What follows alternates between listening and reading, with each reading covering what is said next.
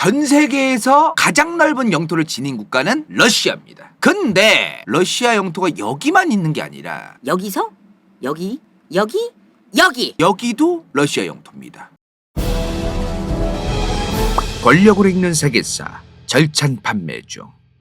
오늘 칼리닌그라드 편입니다. 러시아 영토가 굉장히 넓은데 지금 폴란드와 리투아니아, 라트비아, 에스토니아 사이에 이렇게 칼리닌그라드라는 지역이 있습니다. 여기가 러시아 영토예요. 밑도 끝도 없는 영토죠. 보면 러시아의 국경선 요렇게 끝입니다. 핀란드 요 위에서부터 쭉 내려오고요. 에스토니아, 라트비아, 벨라루스, 우크라이나. 근데 이 국경들 벨라루스와 리투아니아, 라트비아, 에스토니아를 지나서 여기에 이 칼리닌그라드라는 지역도 러시아 영토입니다. 도대체 여기는 왜 러시아의 영토일까요? 이렇게 본토로부터 좀 붕 떠가지고 있는 지역을 왜 영토라고 하죠? 월경지라고 하기도 하고요. 이 지역의 이름이 칼리닌그라드 주예요. 주. 근데 이 칼리닌그라드 주 안에는 칼리닌그라드라는 도시도 있어요. 칼리닌그라드 주 전체가 지금 한 100만 명 정도 살고 있는 지역입니다. 이 주가 100만 명 전체인데 칼리닌그라드는 절반도 안 돼요. 40명만 사나? 이 칼리닌그라드의 전경을 저희가 좀 영상을 가져왔어요. 한번 볼까요? 뭐 차도 이 정도면 뭐 많고 꽤 건물들도 뭐 볼만하게 있고 도로도 뭐 널찍널찍하고 차도 좀 밀리고요. 그죠? 뭐 이 정도면 뭐 도시 괜찮죠 뭐. 그죠? 이 칼리닌그라드 지역 여기 보면은 요렇게 보면 사이즈가 어때요? 조만하죠? 러시아가 이만한데 칼리닌그라드는 고작 요만합니다. 여기 사이즈가 몇이냐면은 15,125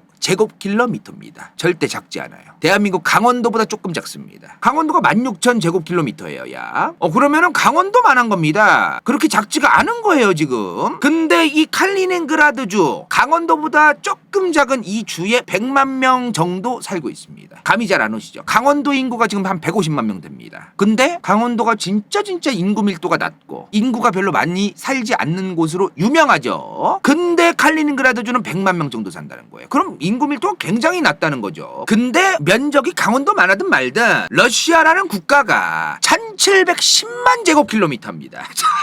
1710만 제곱킬로미터예요. 야, 그러면 15,000 제곱킬로미터면 거의 뭐 굉장히 적은 영토입니다, 사실. 우리나라 입장에서는 10,000 제곱킬로미터 넘고 그러면 진짜 중요한 영토지만 러시아 입장에서 뭐 그렇게 뭐 큰 그런 건 아니라는 거죠. 자, 근데 면적이 중요한 게 아니죠. 러시아에게 이 칼리닌그라드는 굉장히 중요한 위치입니다. 부동항이 뭐예요? 얼지 않는 항구예요. 얼지 않는 항구. 이 부동항을 찾기 위해서 러시아는 과거부터 굉장히 부단한 노력을 해왔어요. 부동항이 필요한 이유는 정말 여러 가지가 있죠. 일단 군사적으로 해군력을 운용하기 위해서도 중요하고요. 그리고 항구의 그 무역이라던가 여러 가지 컨테이너선들이 왔다 갔다 하기 위해서도 중요합니다. 여러모로 중요해요. 경제적으로든 군사적으로든 부동항은 반드시 필요합니다. 그럼 사람들이 이렇게 생각해. 아니 그냥 깨부시면 되지. 쇠빙선이라는 그 배가 있지 않냐. 그거로 바닷물 그냥 깨부시면서 그냥 뭐 하면 되는 거지 뭐 하려고 뭐 그렇게 부동항이 필요해. 그러실 수도 있겠어요. 근데 쇠빙선이라고 하는 게 24시간 계속해서 운용을 하면서 수많은 쇠빙선들을 운용할 수는 없는 거거든요. 쇠빙선이 운용되는 걸 보면은 뒤에 배가 있으면 그 배의 앞길을 미리 부시는 느낌으로 부시는 거지 24시간 계속 부시고 다니는 게 아니야. 그래서 이게 굉장히 번거로워요. 그래서 부동항이라고 하는 건 반드시 있으면 좋은 겁니다. 지금 러시아는 얼지 않는 항구가 이 칼리닌그라드 말고도 몇 군데 더 있는데 쓸만한 곳이 거의 없어요. 군사적으로 좀 쓸만한 곳은 이 칼리닌그라드랑 그리고 이 크림반도, 우크라이나 아래죠. 강제로 병합한 이 세바스토폴 요쪽이라고 좀 볼 수 있겠습니다. 지금 뭐 러시아 부동항 입지면은 무르만스크가 어디 있어? 여기 있어요. 무르만스크가 여기 있습니다. 요 안쪽은 수온이 높아서 부동항인가 봐요. 근데 글쎄요. 지금 이 무르만스크에서 해군력을 운용을 하려면 나가서 이 노르웨이 해를 거쳐서 뭔가 좀 그 위치가 솔직히 좀 별로입니다. 블라디보스토크도 뭐 부동항이라고 볼 수도 있기는 한데 100% 부동항은 아니에요. 겨울에 추우면 옵니다. 아무튼 해군력을 운용하고 이제 이동시키고 이런 전술 전략적으로 좀 큰 의미가 있는 곳은 그래도 그나마 요 흑해에 있는 요 크림반도에 있는 그리고 칼리닝그라드 쪽에. 근데 이 칼리닝그라드랑 이 흑해에 있는 크림반도에 있는 해군력도 둘이 공통점이 있죠. 나가야 돼요. 뭔 소리야? 여기서 덴마크와 스웨덴 사이를 나가야 돼요. 나가면 또 영국이 있습니다. 자, 그 다음 흑해의 크림반도에 있는 해군력도 나가야 됩니다. 어디로? 이스탄불로 나가야 됩니다. 나가면 끝이야? 아니죠. 여기서 또 마르마라해라는 바다를 또 나가야 됩니다. 나가면 이제 그리스 앞바다에 에게해가 나와요. 에게해를 나가면 또 지중해가 나와요. 지중해를 나가면 또 여기 어디야? 수에즈운하 아니면 왼쪽으로 지브롤터를 나가야 대서양과 인도양과 태평양에서 이제 써먹든가 말든가 좀 이런 게 되는 거죠. 이게 굉장히 그래서 그러면 여기서 하면 되지. 그럼 여기서 하든가. 이게 부동항 얘기가 아까부터 나왔어요. 부동항이 아니잖아요. 북해는 부동항이 아니란 말이야. 그러니까 이 부동항의 필요성이 굉장히 중요해지는 여러 가지 좀 모습을 좀 의미하고 있는 것 같습니다. 지금 러시아라는 국가의 해군 전력들의 좀 그 투자, 돈 쓰는 걸 여러모로 보면은 항공모함이나 뭐 순양함, 구축함 이거를 막 획기적으로 늘리려고 막 노력을 하고, 물론 노력을 안 하진 않겠지만 그런 거보다는 잠수함, 핵잠수함이죠. 러시아 자랑입니다. 그죠? 킹수함이야?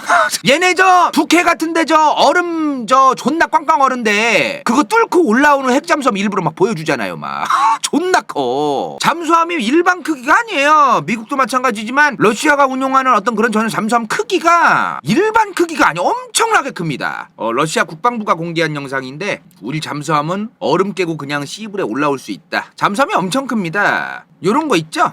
이게 잠수함 사이즈가 이만한데요. 이렇게 보면은 감이 안 오죠. 사람이 이만해요. 아마 제일 큰 잠수함일 겁니다. 러시아가 가지고 있는. 그러니까 우리가 일반적으로 알고 있는 잠수함은 좀 요만한 느낌이잖아요. 근데 큰 거는 진짜 엄청 커요. 러시아가 잠수함 같은 거를 허세 부리는 이유는 여러 가지가 있죠. 공군 전력이랑 해군 전력만으로, 잠수함도 해군 전력이긴 하겠지만 잠수함을 뺀 어떤 그런 여러 항공모함이나 항공모함 플러스 공군력 이런 거로 미국에게 개길 수가 없어요. 러시아는. 그러면 뭔가 그걸 제외한 다른 전력으로, 그러니까 북극해에서 자꾸 얼음 뚫고 나오는 걸 잠수함을 보여주는 이유가 뭐냐면 미국이 생각보다 북극에선 힘을 못 씁니다. 이건 좀 여러분들도 알고 계시면 좋은데 미국은 쇄빙선 같은 것도 지금 제대로 없어요. 근데 그 이유가 있어요. 물론 뭐 꼭 이 북극이 중요해? 우리는 뭐 태평양이랑 대서양이 중요하지 이 북극해가 중요한 건 아니야 라고 생각을 했을 수도 있고, 근데 이제 러시아는 반대로 이 북극해를 우리가 장악을 해가지고 캐나다라던가 미국에게 위협이 돼야겠어라는 생각을 하는 거죠. 이게 지금 지도를 이렇게 보면은 좀 그런데 왜 자꾸 얘네가 북극에 좀 집착을 하는지 알 수 있는 게 지구 본을 봐야 돼요. 자, 예를 들어 러시아가 미사일을 쏘든 잠수함이 미국을 가까이 가든 이렇게 간다고 생각하거나 이걸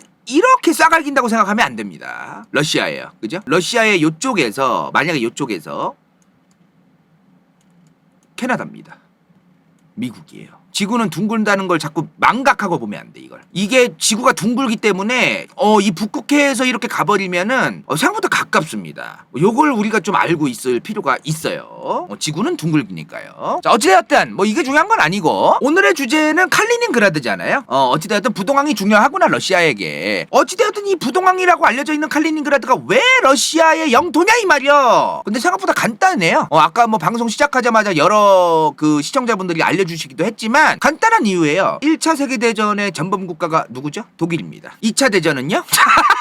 독일이에요. 둘 다 독일이 포함됩니다. 뭐 독일 혼자만 전범이라는 건 아니지만 둘 다 독일이야, 둘 다. 근데 이때도 독일이 개털리죠? 근데 그때까지만 해도 내버려뒀어요. 저 칼리닝그라드 지역을 내버려둡니다. 왜 내버려뒀냐면은 역사적으로 굉장히 좀 독일인들도 많이 살고 독일에게도 굉장히 의미가 있는 그런 지역이라고 판단을 했어요. 주변 국가들도. 여기를 굳이 먹어봤자 피곤한 일만 생긴다. 예를 들어 이런 거예요. 일제강점기 때 일본이 우리 한반도의 그 주민들이 일본에게 100% 동화되기 어려웠던 이유는 한국인들의 정체성이 강력하게 조선인, 한국인으로 되어 있었기 때문이잖아요. 그런 것처럼 이 지역 사람들은 독일인이 다수였단 말이에요. 근데 이런 지역을 먹었을 때 이 사람들이 동화가 될 가능성도 높지 않고, 옛날엔 프로이센의 수도였단 말이야. 프로이센이 뭐야? 독일 제국 이전의 프로이센이었어. 독일 이름이 프로이센이에요. 옛날 이름이. 이제 그런 지역이었으니 함부로 먹어봤자 좀 안 될 지역인 것 같다. 그래서 내버려 둔 거예요. 1차 대전 끝났을 때도. 근데 2차 대전 때는 얘기가 달라집니다. 2차 세계대전이 끝나고 나서 소련이 점령을 해요. 2차 대전 때 나치 독일하고 이제 독소전쟁이라고 하죠. 독일이랑 소련 전쟁. 독소전쟁 때 이제 막 옆으로 이제 밀고 갑니다. 소련이 이제. 과정에서 여기뿐만 아니라 요 주변 지역을 막 장악을 해요. 소련이. 근데 여기를 이제 장악을 했는데, 전쟁이 끝나면 전후 처리를 한단 말이야. 전후 처리. 전쟁 이후 처리를 하죠. 이 전후 처리는 그런 거예요. 진새끼 너 내놔 이 새끼야. 이긴 애들이 진 애한테 가가지고 이제 이래라 저래라 하는 그런 게 보통 이제 전후철이죠. 쉽게 얘기하면은. 근데 이 과정에서 이제 독일 얘네는 2번이나 전쟁지를 일으킨 애들이다. 얘네들 그냥 두면 아주 무슨 일을 저지를지 모른다. 그래서 얘네 땅을 조금 떼야겠다. 근데 이 과정에서 아예 싹을 잘라버려야 된다. 독일이 요쪽 땅까지 가지고 있는 거가 누구 입장에서 제일 들까요? 소련이에요. 독일이 여기 주변의 땅까지 먹고 있다라는 거에 대한 제일 위협은 프랑스가 아니라 소련 아닙니까? 여기가 또 대평원이라서 그 나치 독일이 막 그냥 땅크 몰고 막 가던 데 아닙니까? 그래서 요 지역의 땅을 독일이 많이 가지고 있지 못하게 해야 될 필요가 있었던 건 맞아요. 물론 또 말은 그렇게 하지만 또 겸사겸사 지들이 땅 처먹고 싶어서 그런 것도 있지. 이 주변 지역의 땅을 폴란드랑 반띵을 합니다. 그래서 폴란드가 반을 먹고 그 나머지 반은 러시아, 지금의 러시아, 과거 소련이 먹어요. 그 반띵이 바로 칼리닝그라드다. 이 말이야. 그 반띵이 2차 세계대전 터졌을 때까지만 해도요, 이 칼리닝그라드 지역만 봤을 때 40만 명이 살았습니다. 누가? 독일인이. 독일인만 살았다는 건 아니지만 일단 독일인이 40만 명 살았어요. 주민등록상. 근데 1945년 9월 1일 1945년 9월 1일이면은 2차 세계대전이 공식적으로 끝난 지 한 달도 안 됐을 시점이죠. 그러나 유럽에서는 나치 독일이 4, 5월에 항복이 이제 다 끝난 상황이란 말입니다. 그러면 유럽에서의 나치 독일이 항복한 이후에는 4-5달이 흐른 시간이에요. 어떻게 됐을까요? 6만 8천 명 빼고 독일 사람이 다 빠져나갑니다. 32, 3만 명이 빠져나간 거죠. 이 양반들도 사실 전쟁 끝나고 이 6만 8천 명 남아있는 사람들은 전쟁이 끝났지만 소련의 영토가 되었지만 그럼에도 불구하고 내 고향을 떠날 수 없다 라고 생각해서 떠나지 않은 거겠죠. 자, 이제 소련의 영토가 됐습니다. 보면은 여기 칠해져 있죠. 자, 소련의 영토가 됐어요. 주변에는 공산국가가 많아요. 그죠? 소련의 영토고요. 여기는 폴란드도 옛날에 공산국가였습니다. 그죠? 여긴 동독이고, 여긴 벨라루스, 발트 3국이죠. 그리고 우크라이나. 이렇게 이제 소련의 영역이 됐어요. 됐는데 소련이 여기다가 그 독일 사람들만 골라가지고 개 막노가다를 시키는 거야. 독일인들을 특히나 잡아가지고 강제 노역을 시키기 시작합니다. 아오지탄광이에요, 진짜. 전쟁 때문에 이미 그 도시가 박살이 나 있었을 거 아닙니까? 6만 8천 명이 있었다고 했습니다. 이 도시 재건 과정에서 2, 3천 명이 죽어요. 얼마나 굴렸으면 2, 3천 명이 갑자기 죽습니까? 영양실조랑 질병으로 죽습니다. 졸라 웃긴 게 뭐냐면은 이런 방식은 굉장히 적절하지 않아요. 이거 좀 잘 생각해봐야 되는 게, 아무리 독일인이 자기들이 이뻐하지 않는 대상이라고 해도 자기들이 막상 이 땅을 먹었으면 이 땅에 독일인이 살든 누가 살든 이뻐해줘야 됩니다. 왜 그러냐면 중국만 봐도 그래요. 중국 공산당은 독일의 수많은 소수민족들이 나중에 언젠가 타이밍이 왔을 때 독립을 하겠다고 얘기할까봐 너무너무 걱정하고 있어요. 언젠가 이제 여러 가지 사건 사고가 터졌을 때 뭔가 딱 불을 딱 붙여가지고 시작이 돼가지고 독립 물결이 언제 어떻게 퍼질지 모른다고 생각을 하거든. 이 사람들을 잘 대우를 해주면서 중국에 동화되게 하지 않으면 그럴 가능성이 더 높아지겠죠. 신장 위구르라던가 이런 데서 얼마나 지금 소수민족이 탄압당하고 있습니까? 이러한 것이 나중에 독립을 하겠다라는 명분이 될 가능성이 굉장히 높아요. 근데 한편으로 이 탄압을 하고 이 사람들의 정체성을 강제로 동화시키지 않으면은 그것도 문제라고 이제 중국 공산당은 보는 거죠. 칼리닝그라드가 언젠가는 독립하겠다고 얘기할지도 모르는 거 아니겠습니까? 그 독일인들이. 그러니까 이 독일인들을 그냥 싹 다 추방합니다. 다 추방시켜요. 그냥 다른 나라로 꺼지라고. 소련은 옛날부터 고려인들 싹 다 끌고 가서 그 연해주에서 열차 태워가지고 중앙아시아에 그냥 다 버려버린 거 알죠? 소련이 옛날에 스탈린이. 얘네는 항상 뭔가 그 처리를 하는 방법론이 자꾸 뭘 쓰레받기에다가 빗자루질 해가지고 담은 다음에 어디다가 옮기듯이 옮겨요. 방법론이 굉장히 좀 그럽니다. 그래서 독일인들 2-3천 명 죽여가면서 강제노역 시키더니 이제 필요 없어지니까 그냥 꺼지라고 하고 추방시킨 겁니다. 지금도 그 칼리닝그라드의 독일인들이 굉장히 소수만산대요. 지금은 이제 독일계 러시아인이라고 해야겠죠. 이 칼리닝그라드가 유명한 게 뭐냐면은 이마누엘 칸트 고향이요. 칸트. 얼마나 유명한 철학자입니까, 그죠? 칸트 동상이라던가 칸트랑 관련된 여러 가지도 있었고 독일과 관련된 문화재들도 꽤 많이 있었는데 소련이 이제 장악하고 나서 칸트 구지라고 독일이랑 관련이 있으면 싹 다 그냥 부셔버려라. 다 부셔버립니다, 그냥. 전부 다 소련 공산당.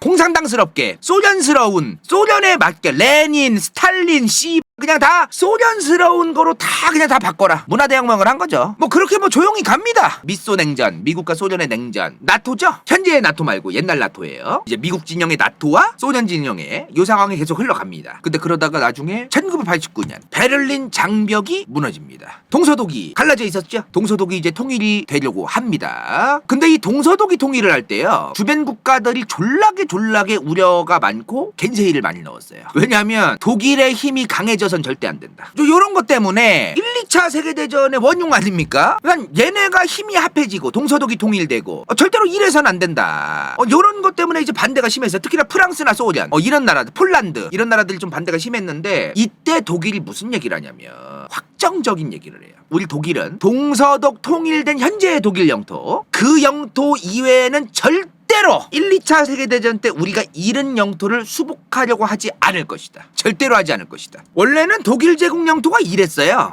지금의 독일 영토보다도 요 위쪽, 폴란드의 위쪽이랑 요런 쪽으로 좀 길게 뻗어 있죠. 여기에 영토를 우리는 다시 수복하려고 절대로 안 할 거다 라고 이제 얘기를 하는 거죠. 그걸 선언을 해, 독일이. 그러니까 더 이상 칼리닝그라드주가 다시 독일 땅이 되니만이 뭐 이제 그런 얘기 할 필요가 없는 겁니다. 완벽하게 소련의 영토가 된 것이고, 그걸 확인한 게 1990년인데 그리고 1년 뒤에 소련이 망해요.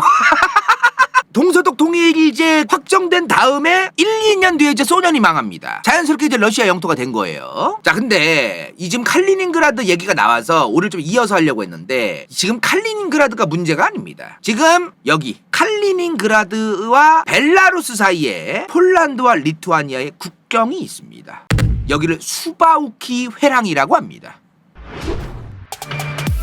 인생 동반자 좋게 간다요 후원자 강민경, 부츠 vs 더 월드, 은빛마술사, 최현경, 시우필, 간호는 새벽인간, 이름없음 도마스키, XX129XX, 선에커, 정. 이건 재밌을지도 몰라.